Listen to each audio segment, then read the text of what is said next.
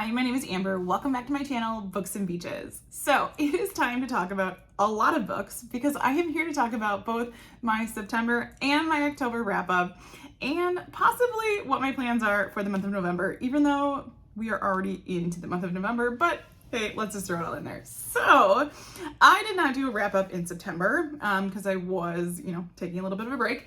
So I wanted to at least mention the books that I read in September because even though I wasn't filming, I did actually get a lot of reading done and I read some really, really great books. So I've got my Goodreads pulled up because lo and behold, I would not be able to remember all of the titles if I tried. So I did a lot of reading on my Kindle combined with a lot of audiobook listening just because I kind of had my mornings free again for audiobook listening, as well as like catching up on a lot of YouTube. And so it was just a lot of combination of that. Not a lot of physical reading currently, just because it's just so much easier to take my Kindle everywhere. So it just is what it is. So let's go ahead and jump in. So the books that I read in the month of September, let's see, there were 1, 2, 3, 4, 5, it's like 5.5, because I think the other one I finished like right at the beginning of October. So the very first one was The Last Letter by Rebecca Yarros. So this one I think was a recommendation from my book club. Now we had read Rebecca Yarros earlier in the year because we read Fourth Wing, and I was probably very surprised at how much I liked Fourth Wing, and I really quite enjoyed The Last Letter as well. Now, this one we get, it's told in both dual perspectives. We have, asking me to remember characters' names is always interesting. But since I have Goodreads, I should really pull it up. Oh gosh, and the one I click on my Goodreads is all in German. Of course it is. But I'm not going to be able to find the English version, but I think it's Ella or Ellie, is one of our main characters, and she has this pen pal relationship with one of her brother's, fellow soldiers named Chaos. And so we are getting both kind of the present and past timeline, a past timeline of the letters that she and this character Chaos write to each other, and then present timeline of her going through a lot of different things in life, and then this man who comes to visit her in Colorado. And this book had me sobbing in the first 40 pages. I think I was texting Lindsay from Lindsay's Little Library, like, oh my God. So that was one thing that just, totally threw me for a loop. And, sometimes you just need a good book that makes you cry. And while I only gave it a 4 out of 5, because there were parts I think in the middle that I just felt like were a little slow, overall I really, really enjoyed this book, and it will pull at your heartstrings. I don't want to give away too much about this book because I think going into it without knowing a lot of the details is probably best. Now there are, certain trigger warnings, and so I would take a look at those if there are certain things, that affect you. I've already told one of my friends, her son is just finishing up basic training right now. So I said, this is not a book you want to read because it is, based on, kind of some military stuff. So this is not a book for her right now. But if you are looking for a story that is big feels, this is a book for you. So that was the first one I picked up in September. After that, I picked up TJ Newman's newest book, and that was Worst Case Scenario. I had this one on my Kindle because I did have the arc of it. And I didn't get to read it right away. Lindsay actually beat me to it. She read it when we had swapped Kindles later this summer. And so it was finally my chance to pick it up, and I did really enjoy it. Now, this one is slightly different because both of her other previous books really focused on, the plane and the plane crashes. Not that this one doesn't. So I shouldn't really say that, but it focused on, you know, what was going on with both of the planes during those events. And this one still does. So there is still a plane crash in this book. And I don't even know, did I say that this title was worst case scenario? But this one talks about if a plane would crash into a nuclear power plant. And so we really focus more so on the different spots that the plane crashes into and the things that are happening at this nuclear power plant versus like the plane and the crash itself.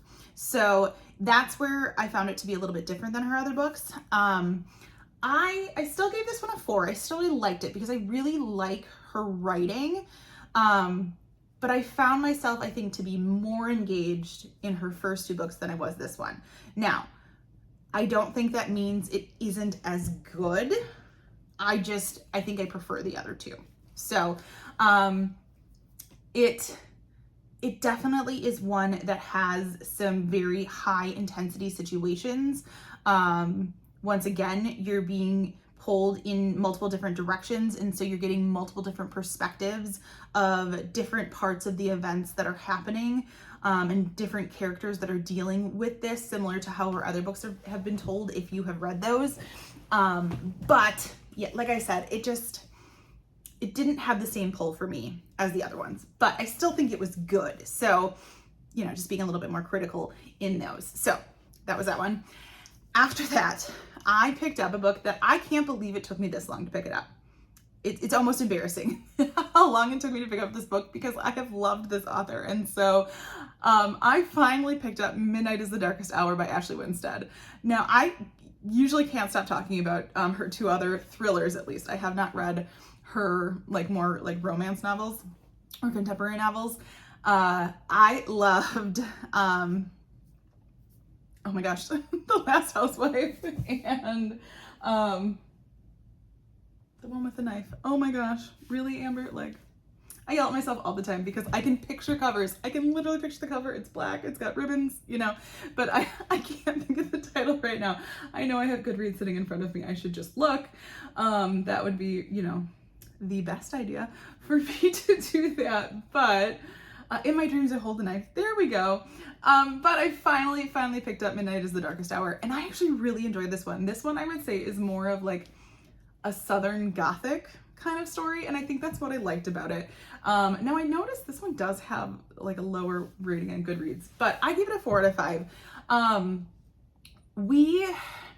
You basically get pushed into this story where a skull has been discovered kind of in the swamp of this small town, woodsy, swampy area. And, you know, everyone's kind of speculating, whose is it? Why is it there? And our main character, Ruth, which now I'm remembering her name as I'm looking at Goodreads here, you know, they're trying to figure out, you know, whose skull is this? And right in the first chapter, she's like, I don't want them to find out. And so you know she knows something. And she is the daughter of this preacher in the town. And I don't even know if they call him a preacher necessarily. I think they... yeah, anyways, you know, Southern towns. Anyways, and so, you know, people have kind of revered her father, you know, her family's kind of a big deal. There's also, you know, different spirits and things that they have feared in these woods, and it's very, very twisty. Now, there were a couple things at the end. I wasn't happy with how the ending came in, but I felt myself really engaged in this story. So I'm curious on why it's rated so low.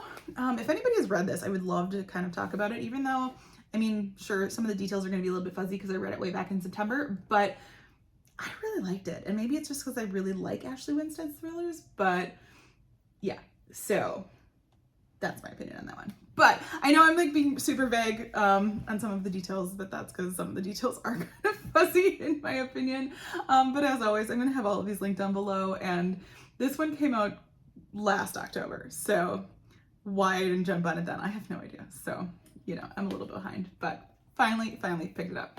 All right, after that, I read a book. This was our was it our September or it must have been for October, our October book club book. And we read Ask for Andrea by Noelle, and I'm going to pronounce her last name wrong. I think it's Eiley. Yeah.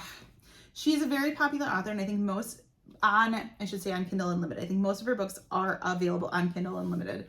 Eiley, but Ask for Andrea, and I feel like this is one of those books you see a lot if you're part of any of the like thriller Facebook groups. It pops up there a lot. And the whole premise about this book is kind of unique. You're getting the story told from the perspectives, I think it was like 3 or 4 dead girls.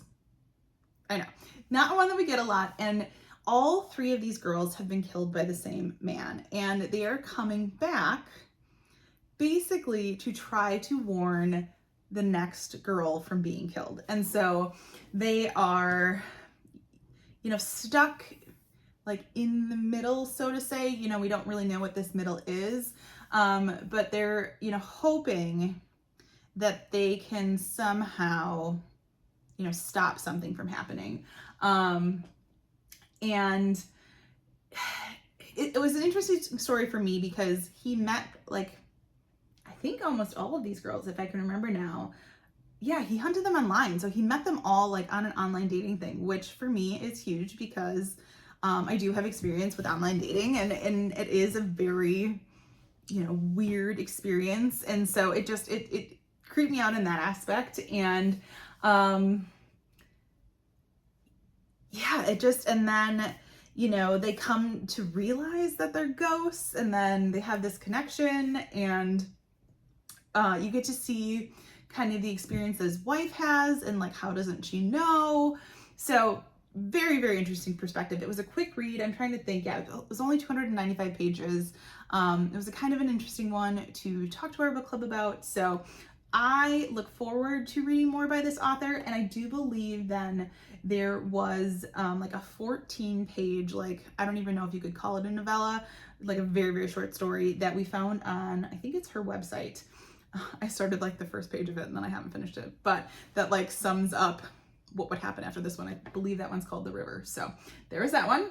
And then the final book that I finished like between October, September was the Rom-Commers by Catherine Center. Now I did have this one as an ARC from NetGalley. Once again, not finishing those on time like I should be, but we're going to talk about that in a little bit. But this one, it actually came out on my birthday this year, so I was really, really behind because that came out in June. But the tagline in this one says, she's rewriting his love story, but can she rewrite her own? So we have a woman who, one of her really good friends is like well connected in LA. And I believe she really has like these high hopes to be a writer, but isn't like very successful with it.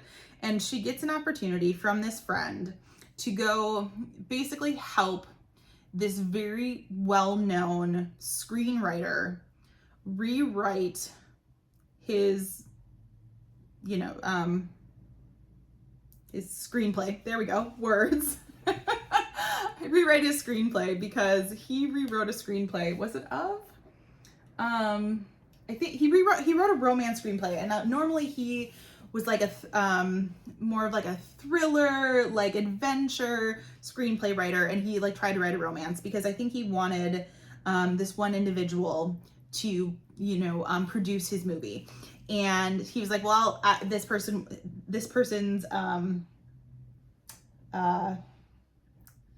his affair, I can't think of what the proper word for it was. Wow, you can really tell it's after school today. Anyways, she wanted a romance, and so he's like, well, I'll write a romance for her so that he'll like produce more movies for me. But it's like horrible, absolutely horrible. And so this woman comes in to try to help him, rewrite this romance. And you can kind of imagine where this is going to go. There's ups, there's downs, there's all things that happen. But I like Catherine Center's writing. This isn't the first book I've read by them, or I should say her. But I did give it like a 3 out of 5. and quite honestly, details are a little bit fuzzy. I just remember it being like slightly predictable. And 3 out of 5s are not bad for me per se. It's just kind of like a, you know, it wasn't terrible, but it like didn't like knock my socks off either. So there was that one.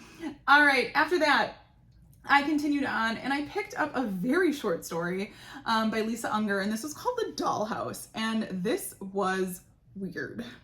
Now, I typically like Lisa Unger. I have read a few things by her. I have by no means like read her whole, you know, list of things, but this one was definitely different. It's very short. It's like 98 pages.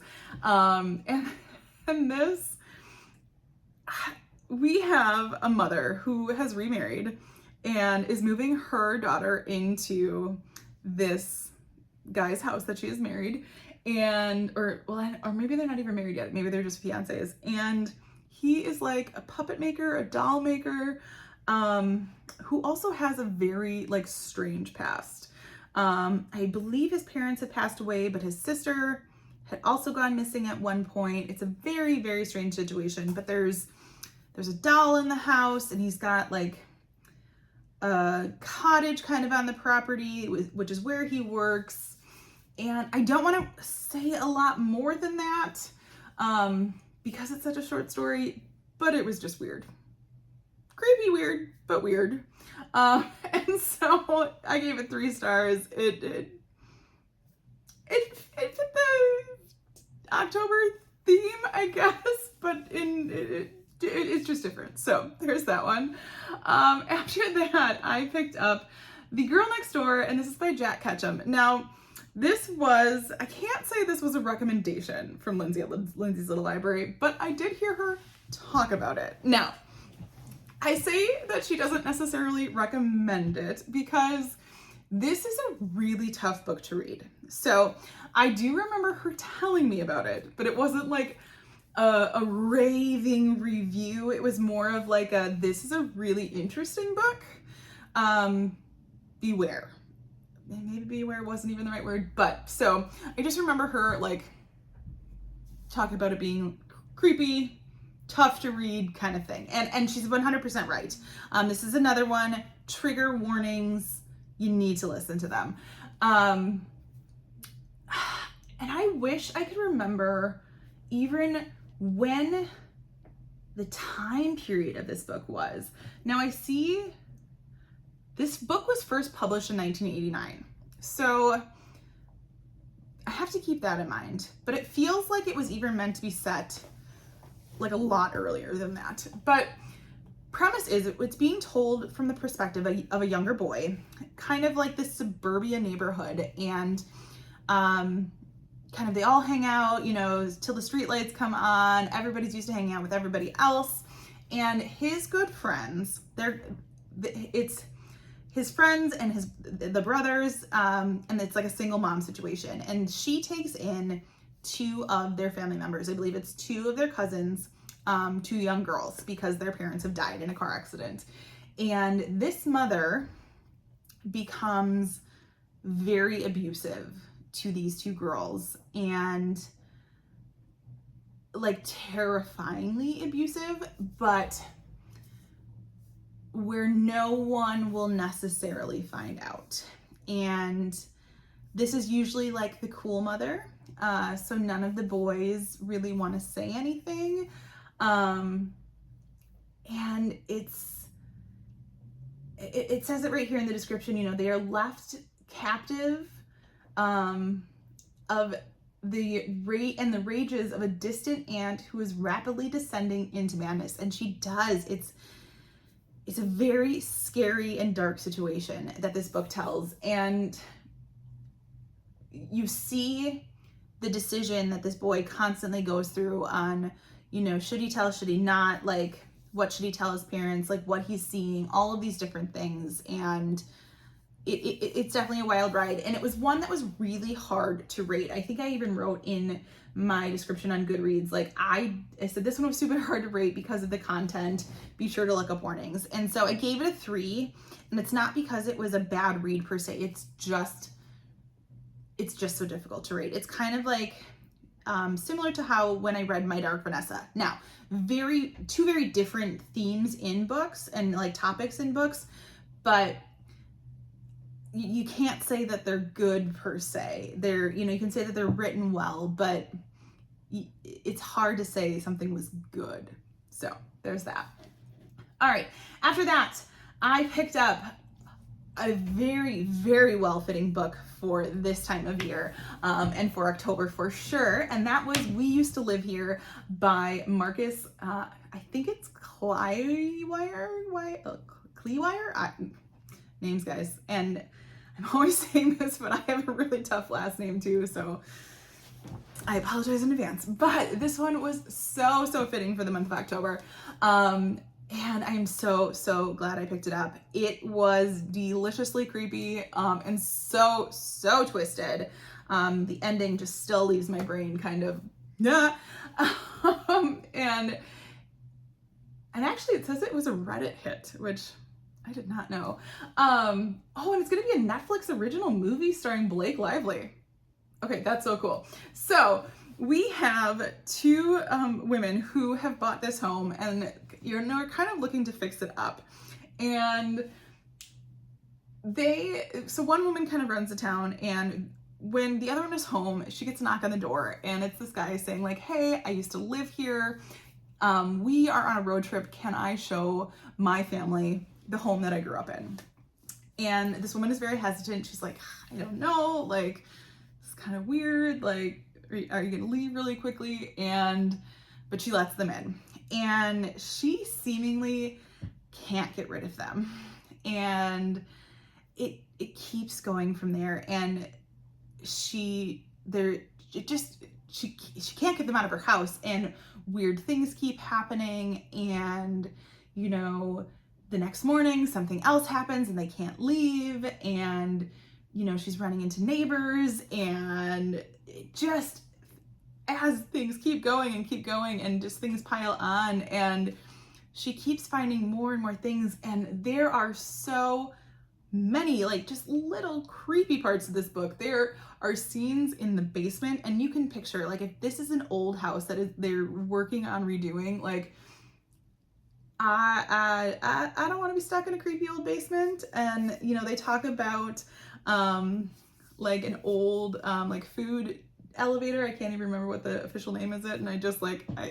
think about the creepiness of that, and just like all of these little things in a creepy attic. So it was very atmospheric and very perfect for October. I'm leaving out a lot of detail, but I don't want to give too much away. And yeah, it makes you start second guessing yourself, like, is the main character unreliable or reliable? Like, you just don't know. And so very twisty, very good. I gave this one a 4, but it was one that I kind of grappled with after the fact, like, because I did really enjoy it, like, should it have been higher? So there was that one.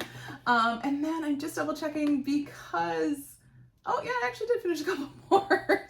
So after that, I picked up Night Watching. Once again, another book that was very fitting for October, because I did listen to that one on audio, and another book that was just one of those books that took you for a wild ride mentally, that you just didn't know whether the main character was absolutely crazy or was telling the truth, or or what was exactly going on. And so we start with this woman and her 2 children who are home alone in their house, and she feels like she hears someone in their house. Once again, it's kind of this old home where you hear a lot of the creaking in the floor, and so she gathers up her children and puts them in this small like crawl space basically, and says, we need to hide here, there's someone in our house. And it goes from there, and you're just trying to figure out, is this woman absolutely insane? Because there are things